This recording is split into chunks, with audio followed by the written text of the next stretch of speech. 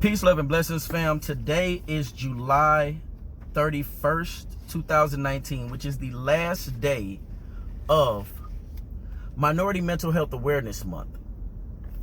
Now, I had this all planned out. I had it all recorded. And for whatever reason, it didn't work out the way I thought or wanted it to. So I'm going to read through a lot of this and still give certain insights. Now, in the world of numerology, today, July 31st, 2019, today is the number 5. If you don't know how to do that, then I'll give you a basic rundown. You just take all the numbers and add them up, right? 7 plus 3 plus 1 plus 2 plus 0 plus 1 plus 9 equals 23. 2 plus 3 equals 5. So, in numerology, 5 is freedom of action. It is the symbol of love.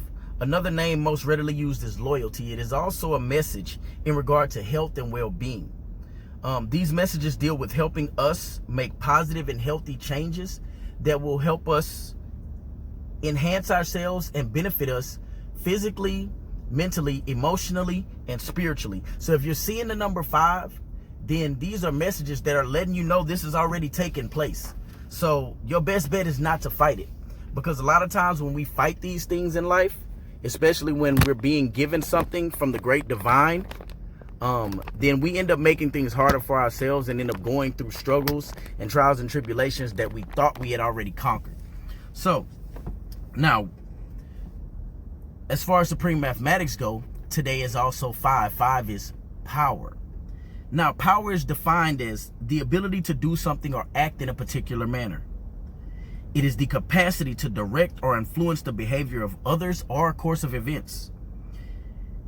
Power comes from a supply, a device with mechanical or electrical energy. It is a right that is given or delegated to a person or a body.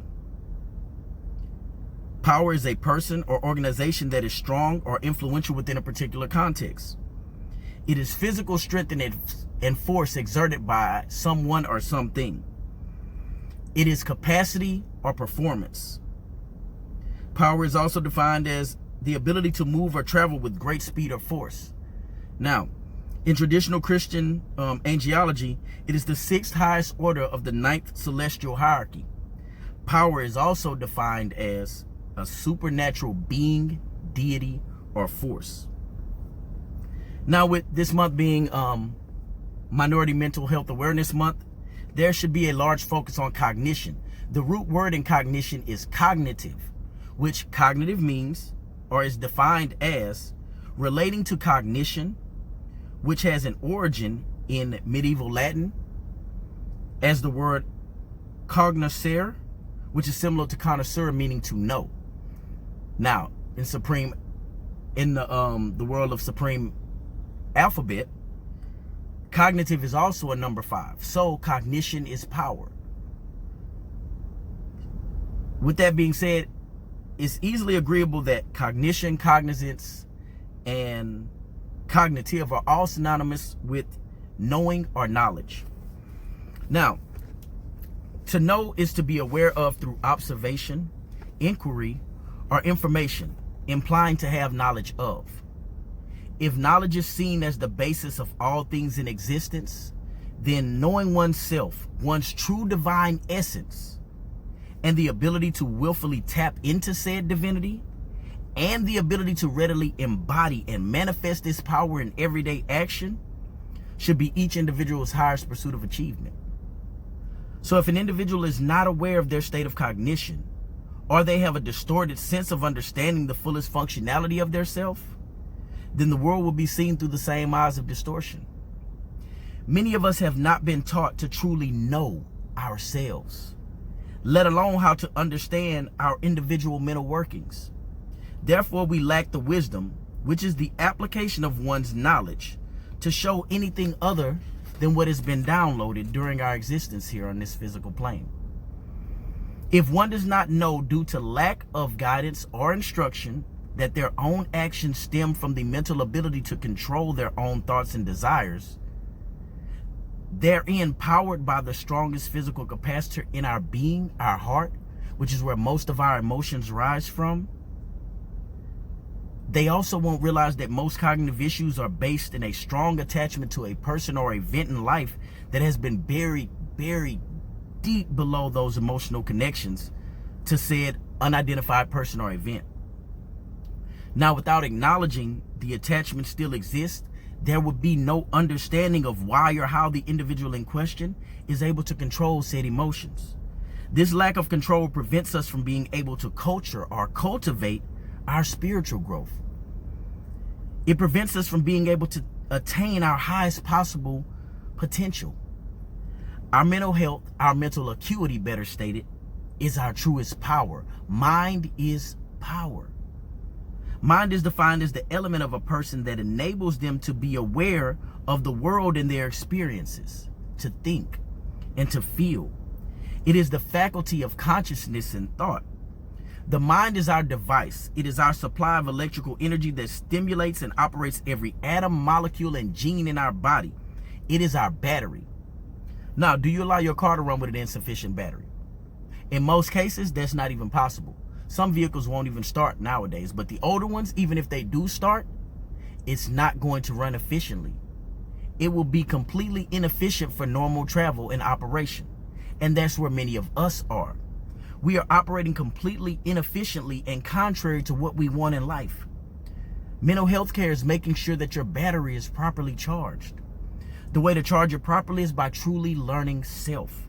How you respond, why you respond, to what do you respond, and how you can better equip yourself with tools to respond in a proper manner to either get a desired reaction from an individual or from a situation. It is you being more flexible.